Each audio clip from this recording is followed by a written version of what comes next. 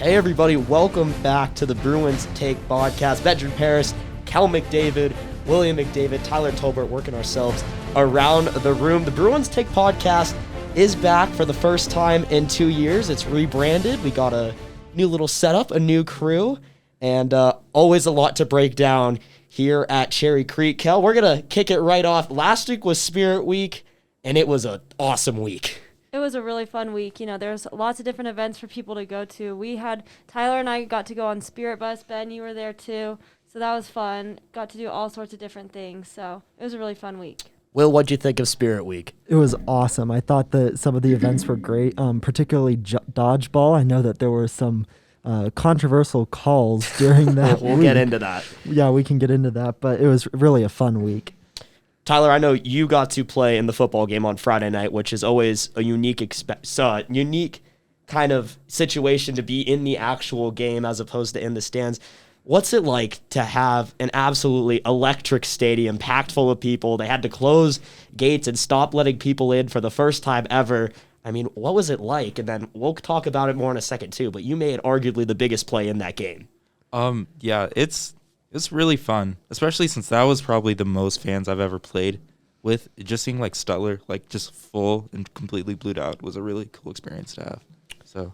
So we'll start in somewhat order of what things happened. Monday night, Powder Puff, seniors won, and it was just a spectacular show of athleticism. I know Lilia City played spectacular of girls lacrosse. Charlie Gordon was out there.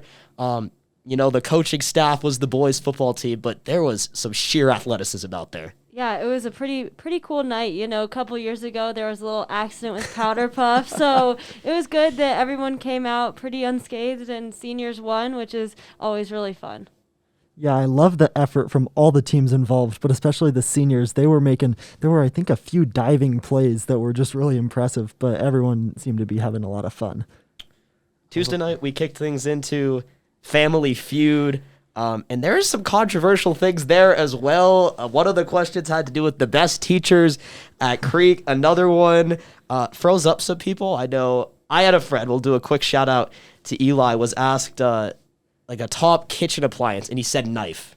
That's not a kitchen appliance. He could have said fridge. He could have said microwave. He could have said toaster oven, and he says knife. I mean, he just froze up in the moment. yeah, I mean the lights come on, it's a lot of pressure. My team, we would have won, but we got robbed. That's okay. Apparently, banana is too specific, but fruit would be an answer. But that's neither here nor there. Wednesday night, and we'll pop the video on the screen for you.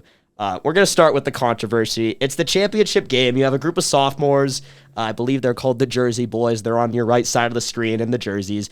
On the left, you have the boys soccer team, all blonded out with the hair. Bottom of the screen in the stripes, it's me.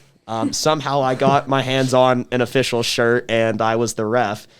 And look, David Wardlaw just steps over the line. I call it, and then from there, all hell breaks loose.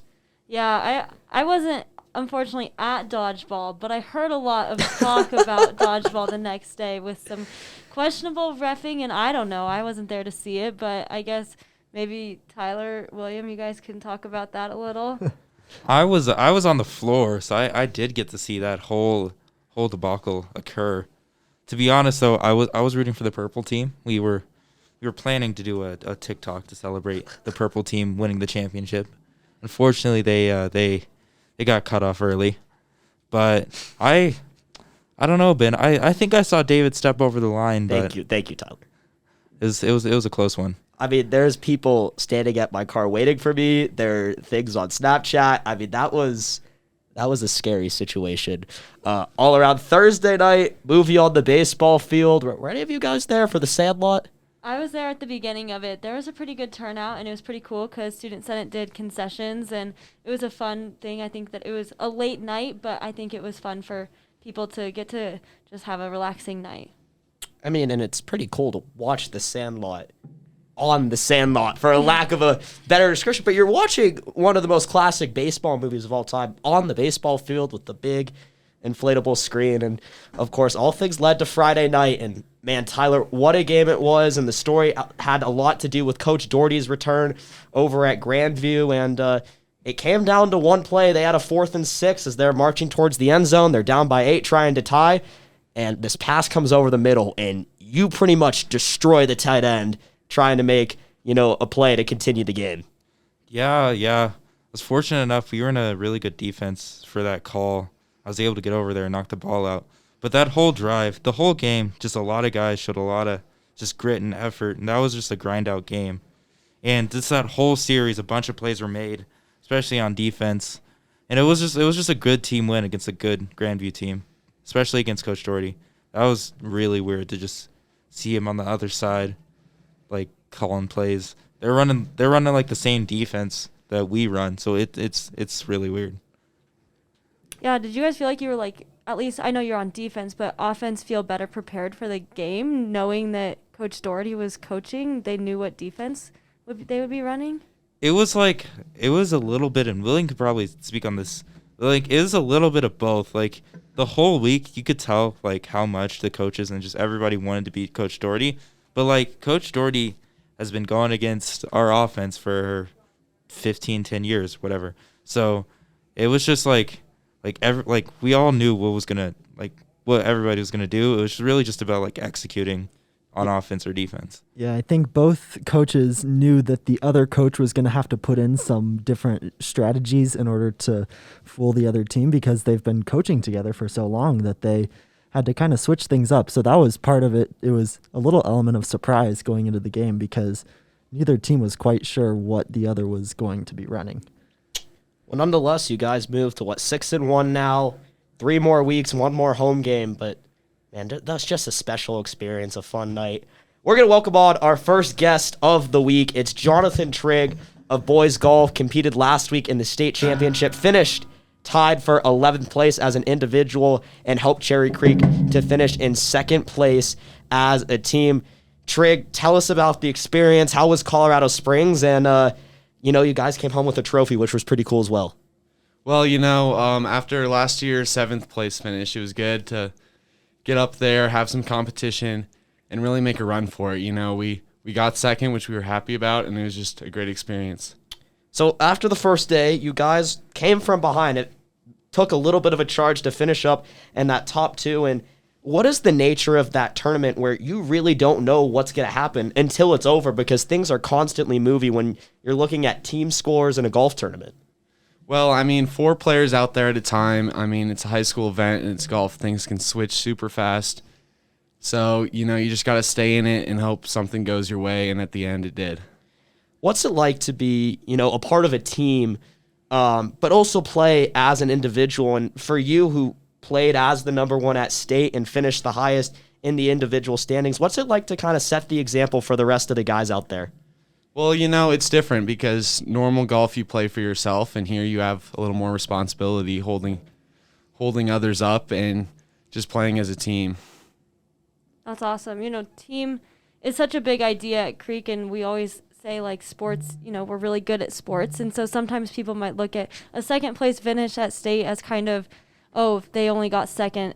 But for a team to get 2nd place in the entire state is a pretty cool thing. Can you talk about what it's like to compete against some of those teams and maybe not having the same type of crowd as, like football would have as fans to kind of support your team so that you guys don't just have to rely on each other? Yeah, we actually had a pretty good turnout there at state. I was in the final group, and there were a lot of people that came out to watch me, family, some friends.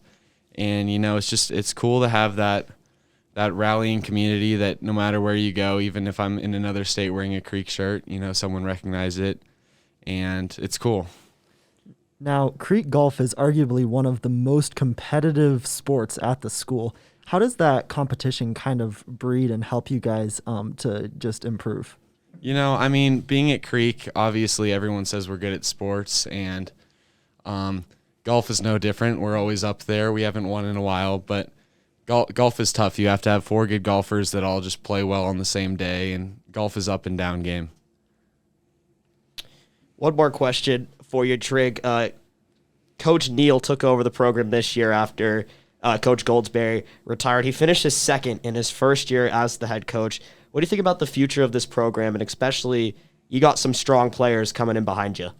You know, I think Coach Neal did a great job this year. I think we've got a super young team.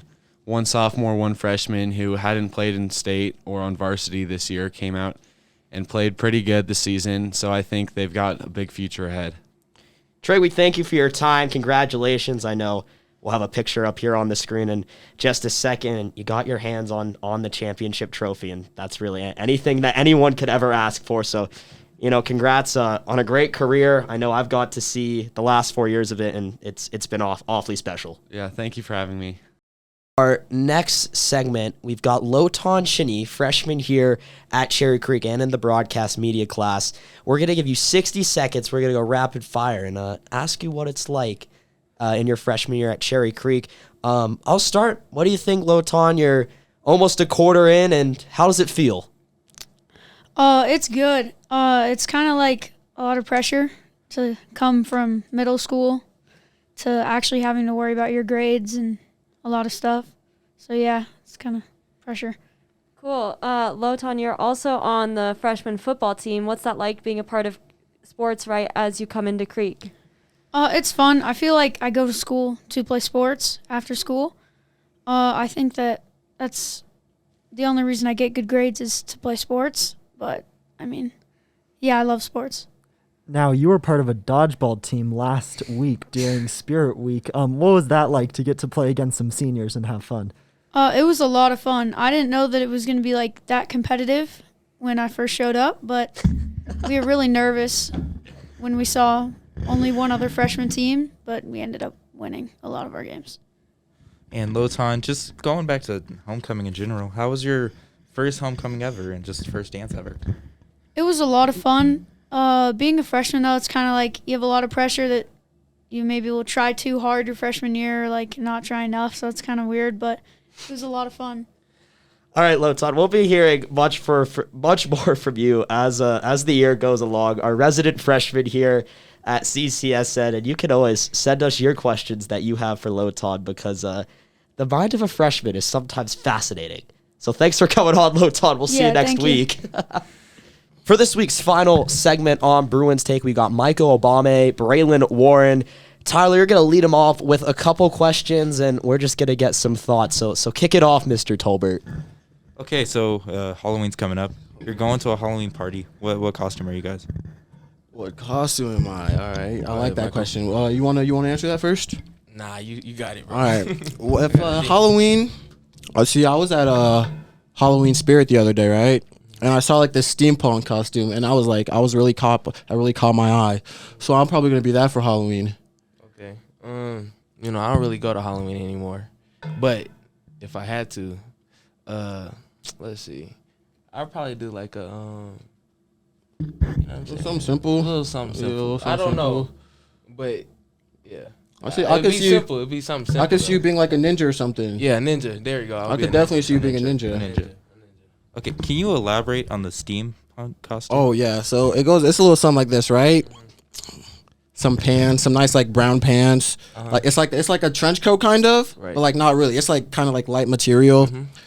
And I saw like these goggles, right? They're like the I don't know what to call them, but like there's some nice goggles, right? And it's like a little top hat Yeah. and like a walking cane. Yeah. So like put that all together and you got a great costume. Right. Great costume. I'm excited to see that come into fruition. Thank you. Really, really excited to see that one. Okay, next and last question. What is the worst Halloween costume you've seen? The worst Halloween costume I have seen, probably like a ghost. Like some ghosts are cool, but like you just throw like a sheet over and like put some holes. Nah, that's like I don't like that. Gotta have a little bit more creativity when it comes to Halloween. Yeah, that's where I was gonna go. Like creativity, like the what's it like the angel and devil costumes. I see like 100 girls wear the same costume Every You year. gotta switch it up a little bit, but yeah, that'd probably be the worst one for me. So. All right, thank you guys for your input about Of Halloween. course. Thanks for having us. If you guys ever need any recommendations about Halloween costumes, just go to Michael and Braylen. Yup. So that ends our segment that we have not figured out yet what we're gonna call it. Oh. All right, love you, Mom. All right, signing out. We'll see you guys on the next podcast. So there you have it. Michael, Braylen, some Halloween costume opinions. I kind of have to agree with the ghost one. That's like a very common, but we were just discussing. Those guys can get after it. There might be a more provocative question next week. Yeah, well, and I think if we have any advice for questions for those two, maybe some controversial issues around, that would be a good way to get them talking about some different things. We are not afraid of controversy here on Bruins Take. And if you saw the original edition with Chance Hausman, Libby Schweitzer, you know that we will not sway away from controversy. But that will do it for the first episode of Bruins Take. For William McDavid, Kel McDavid, and Tyler Tolbert, I'm Ben Parris signing off. We will see you next week on Bruins Take.